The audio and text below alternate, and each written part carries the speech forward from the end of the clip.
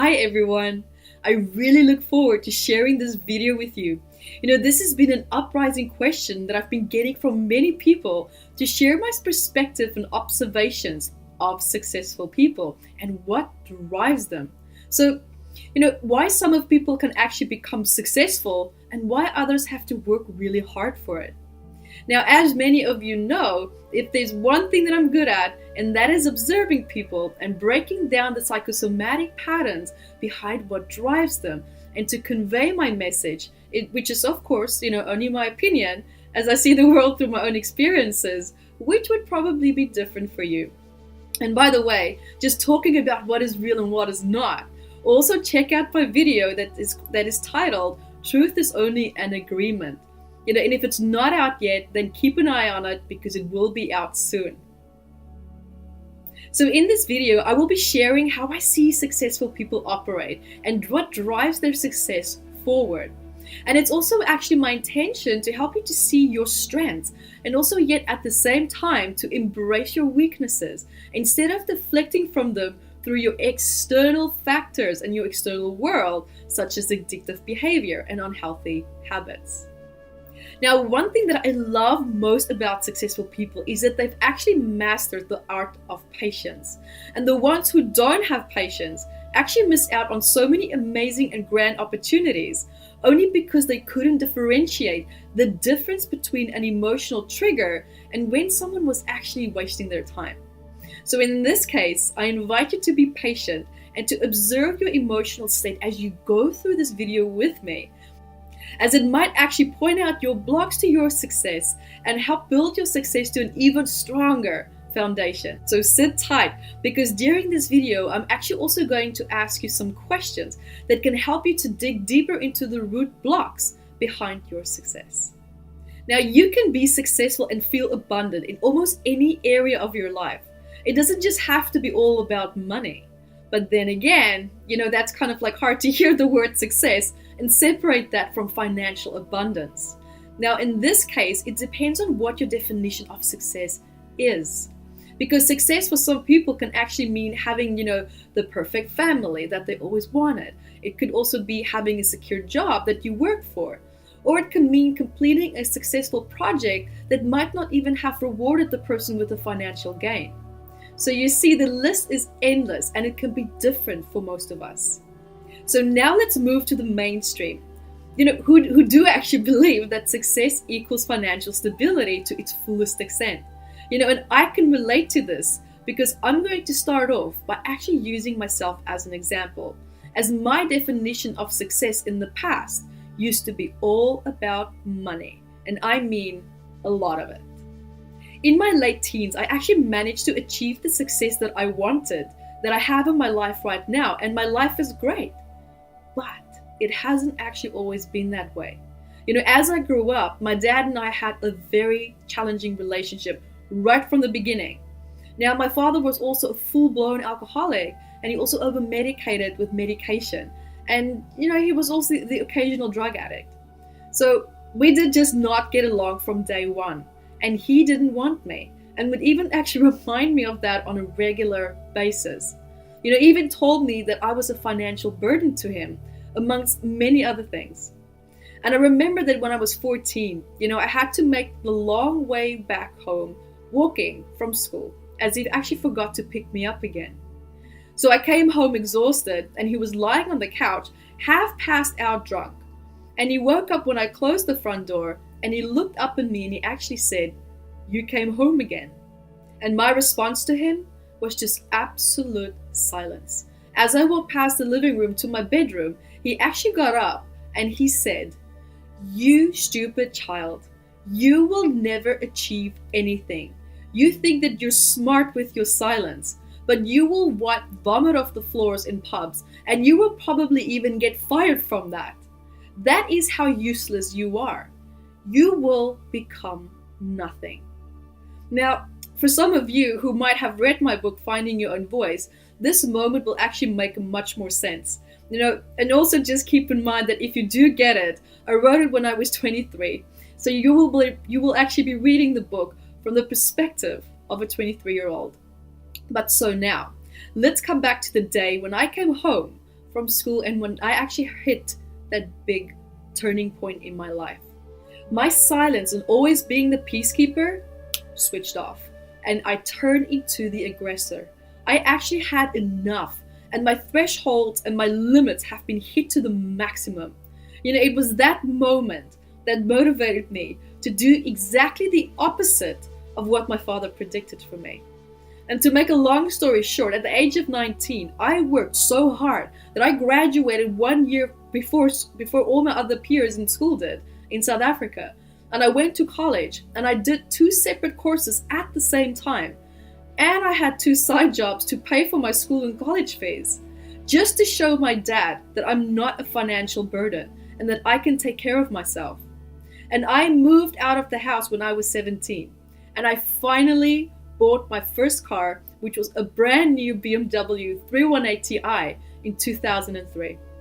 I had 2 apartments. One was in Johannesburg that I worked, and also one actually on site where I worked. That was in a 5-star complex. I would walk into shopping malls, buy what I want, even without even looking at the price tag. And I was 19 and I was earning an income 4 times than that of my father, despite his prestigious position that he held actually himself. I was working more than 85 hours a week non-stop, just so that I can be in a position to finally call my dad and say, "Do you remember that conversation that we had when I was 14? And I actually briefly explained to him, all my achievements, and his response, "Good for you, Evette." And then he actually hung up the phone. I was so angry that I threw the phone on the floor and I watched it scatter into pieces. It was a bittersweet moment for me because I proved my dad wrong. But I was living a life that made me so unhappy that I couldn't even enjoy and appreciate what I created for myself. Now, I was emotionally and physically exhausted. I realized in that very moment that I cannot actually maintain what I have created long term because my physical body couldn't keep up with my lifestyle and that it demanded from me, especially if I wanted to maintain it. And I ended up more in hospital for exhaustion than what I actually did in the office. And my life was in need of a serious overhaul. And I needed to set the reset button. I was exhausted and so unhappy, but I had the success that I wanted. And so I ended up looking for outside of myself for sources of happiness and ways to escape how I felt about my life because I couldn't feel those emotional resources on my own without reaching out to something that was outside of me to help me to access the emotional resources that I felt so numb to. And it was during that time when I actually had to take a long and in-depth look at the foundation that I built my success on. Because the foundation of my success had a big crack in it, and it was only a matter of time before it collapsed. Because remember that you are the expression of your success. But if that expression is a reflection of pain, then that is what will be eventually in your business and also your success, depending on what your definition again of success is. Now, when you are creating success from a place of pain and you are rewarded for that pain, then the search and the need for that reward can actually turn into a destructive cycle and a vicious cycle, because the reward gives you the gratification of the emotional lack that you are feeling inside, which could actually be, for example, needing approval, needing validation, needing to prove someone's judgment of you wrong, or to compensate for some emotional energetic resource that you lack and that you don't consciously have access to.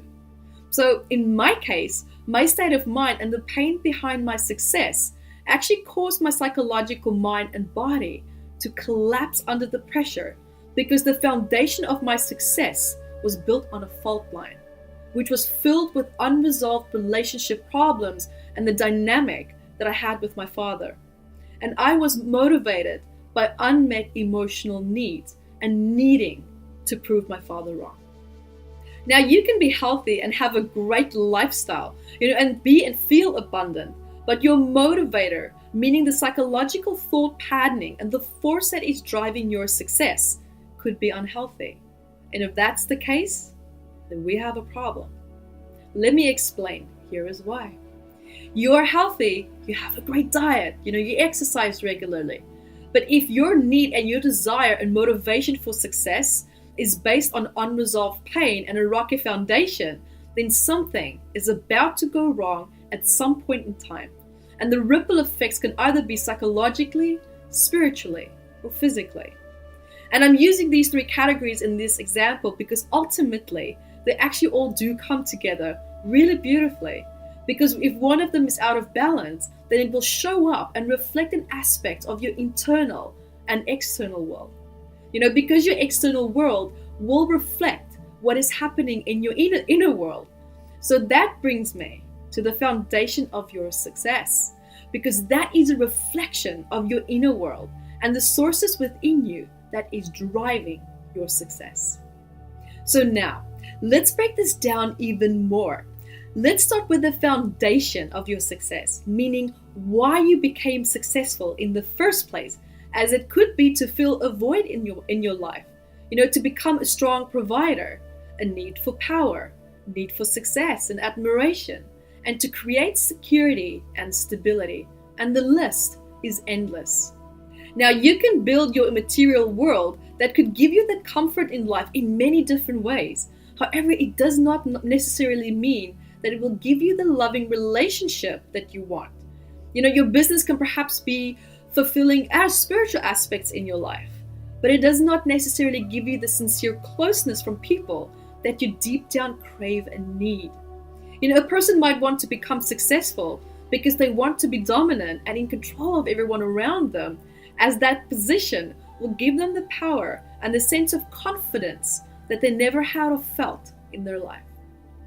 So what I'm trying to say here is that in most cases, not all cases, but in most cases, people work toward becoming successful because they compensate for the emotional lack of something that they didn't have or experience in their life, and they don't have a direct access to that emotional need that has been unmet.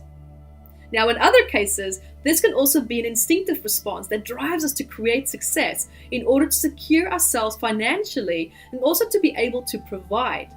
And this is a hard-coded program that we all have. And this program, though, is not necessarily as dominant in others, as we all have different values and definitions of what success is and what it should look and feel like. So now, as you can see in this case, that there are different motivators and drivers that can be behind someone's success. So again, for example, wanting to be the provider, because there may have been a time in your life where you couldn't have what you wanted or needed. And I can also relate to this one as a child, because I was always thinking that, one day when I'm older, I'm going to get everything that I wanted. I also needed to prove my self-worth to my father. And then coming back to people who also become successful because they actually have a need for power and to dominate, which could be an overcompensation for not being able to be and feel in control of their childhood circumstances. Now, I've spoken to successful people and asked them, how they became successful. And one of them actually said to me, I never had any friends. And all my energy and focus was invested in doing something that I loved, and I turned it into a business. Now, even though this person had a good outcome, the driver of his success was isolation. So the success aspect to this example is great, but what motivated it can actually become a problem. Because this person can actually associate isolation with success, which could mean that they will continue to find themselves working extremely hard and invest all their energy into their success. Because if they didn't continue to work hard to keep up the pace, the feeling of isolation can actually come back. And then there's no room and really time to really truly connect with other people. So now when you even look into this even deeper, it indicates that he would not even have healthy reference points in order to become emotionally available for someone special in his life. For example, because in order to maintain his success, he unconsciously holds onto the pattern of isolation. So now his internal world, which is isolation, will continue to grow deeper while his success becomes stronger. And then there are successful people who become extremely successful and they lose it all, right? They work towards success again and just to lose it all again. And when you look at this category, it means that a person always needs a challenge in order to prove him or herself that they can live up to a challenge, or that they need a challenge to validate to others and to themselves that they are good enough despite the adversity that they're facing and their negative motivators. Now, success can also come naturally because there is already a strong active predisposition for it that's activated. And a person's parents might actually have been successful. So this person already saw what success can look and feel like. Now, the implications of this can actually be good or bad, because the person's energy was invested in something that they felt passionate about, and their time and their effort has been funneled and channeled into this project that they built to reach that same level of success that their parents did. So they already had a healthy reference point associated with success, and they can maintain the success without the success actually controlling them. And just to be clear, I'm not saying that we need to be in pain in order to grow or to become successful. However, in my case, the pain was actually my motivator, as I didn't have any other healthy outlets for the stress that I felt. So I used that stress and I channeled it into doing something constructive instead of destructive. But the catch here was that I actually needed to learn to let go of the pain at some point and to actually find healthier motivators to propel my success forward. And then I also had to look at the people that I was surrounded by, because you will rise to the level of the people that you associate with. And fear of change can also be debilitating, as it can cause you to stay actually in the same dynamics, even though you have different people around you on a regular basis. It might change the patterns and the dynamics that play out, but that dynamic might still actually be unhealthy, which means that we need to explore our internal world. Now, I had to learn how to stop needing the pain in order to drive myself forward and to transform from that place of pain to healing it and to completely recreate and redesign my life so that my success is driven from a place of peace, passion, freedom, and not because I felt that I had to fight for something that I wanted or suffer in order to get it. Now, the program was so deep and so unconscious that I was only able to finally resolve it when I became aware of it. And remember that awareness of a problem is a problem half solved. So, because at least then you know what you're trying to resolve. So you can work towards finding solutions to correct a pattern that is not serving you in a healthy way. And it was also an important lesson for me about how much I actually valued myself, my time, and also my energy that I had available to myself. And the hardest part of the healing journey for me was to actually really truly realize that I deserved to be successful and to live the life that I always envisioned. Because as a child, I also had a strong focus and felt that I will only be happy when I have my freedom. I will only be happy when I move out of the house. I will be happy when I have my security and success.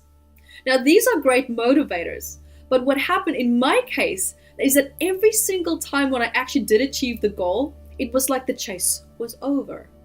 The challenge was over. And the stress and the adrenaline rush was over. And I had a positive association with being stressed all the freaking time, because that stress is what helped me to drive me forward, including my business, and to help me to achieve the success that I wanted. So what this means is that I needed to create something new to chase after, as I needed the challenge, because my dad challenged me and also it challenged my ability to achieve my success in life. Now, what that means long term is that my focus became so set on success that my sense of happiness became a smaller and smaller priority.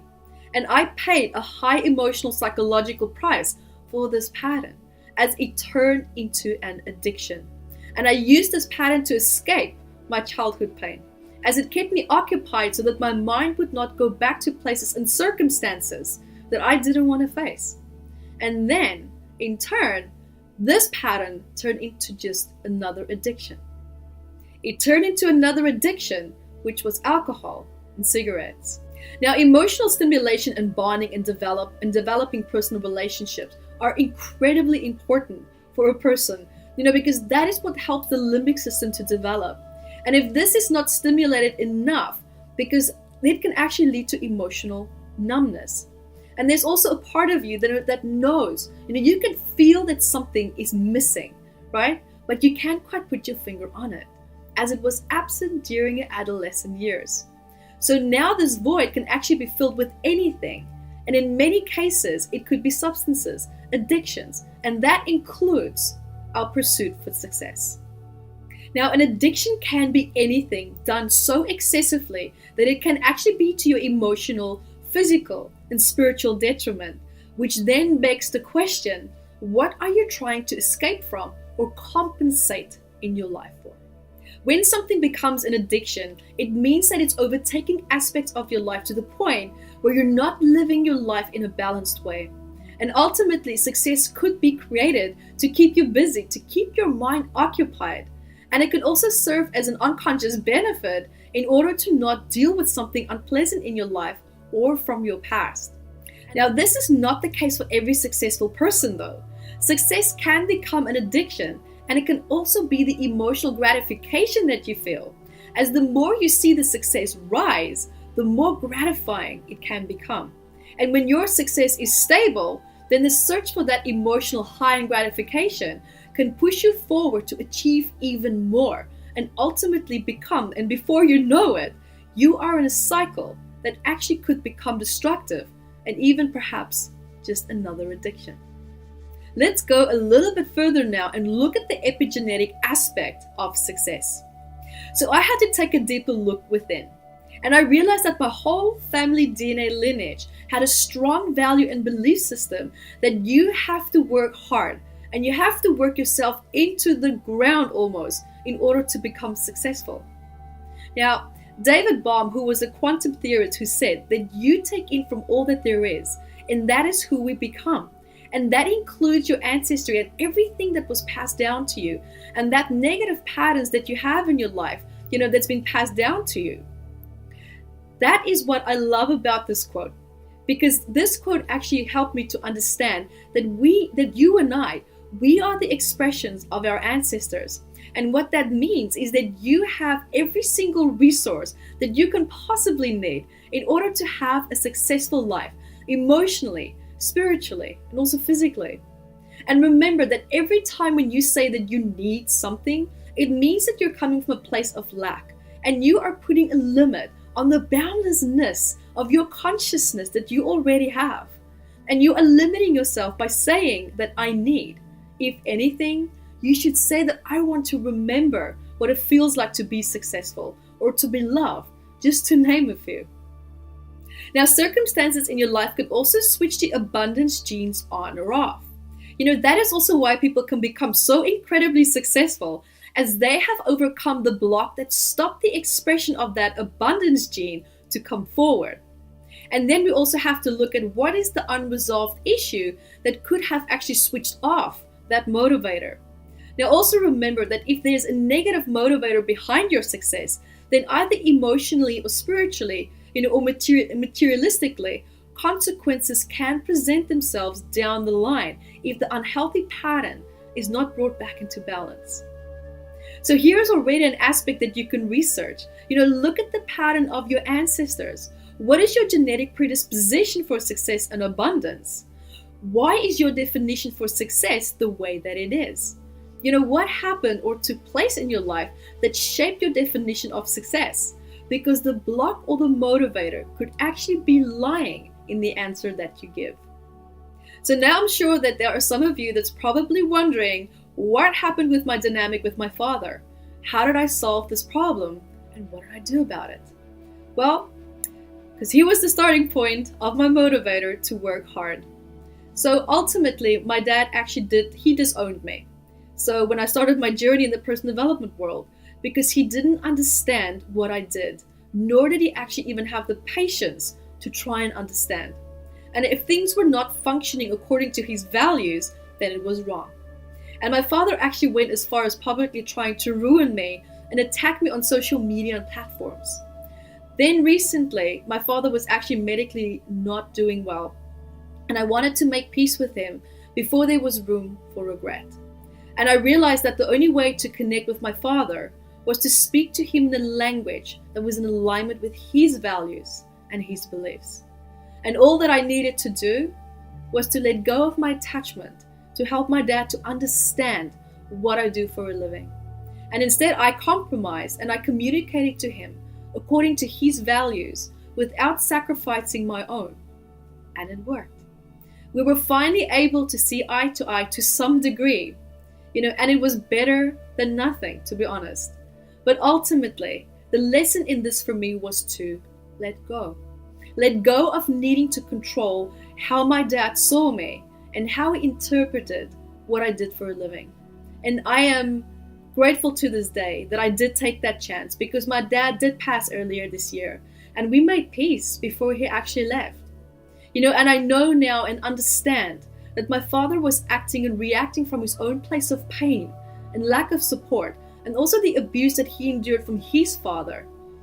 And if my father knew of a better way and healthier ways to act and react as a father, then he would have. No parent wakes up with the intention to destroy a child's life. And having said that, people can only act and react and cope with the emotional resources that they have available to them. And I was expecting more from someone who couldn't give me the reaction and acknowledgement that I needed because of their own emotional resourcefulness and their state and mind of pain. So now, what do you take away from all this? I finally realized that I didn't need to achieve anything. I didn't need to be challenged in order to get what I want. I can have what I want in a way that is not emotionally, physically, and spiritually destructive. Because ultimately, my life is an experience. It's not a rat race. And that was a day when I actually realized and truly started to feel the value and the true essence of waking up every day, knowing that I can create and do whatever I want with that day without any negative motivators driving me into the ground. Because how I approach the day and my projects will ultimately define my experience of that. But as promised, let's look at what can be driving or blocking your success. So follow me here as I have a few questions for you. And I'm going to split this series of questions into two parts.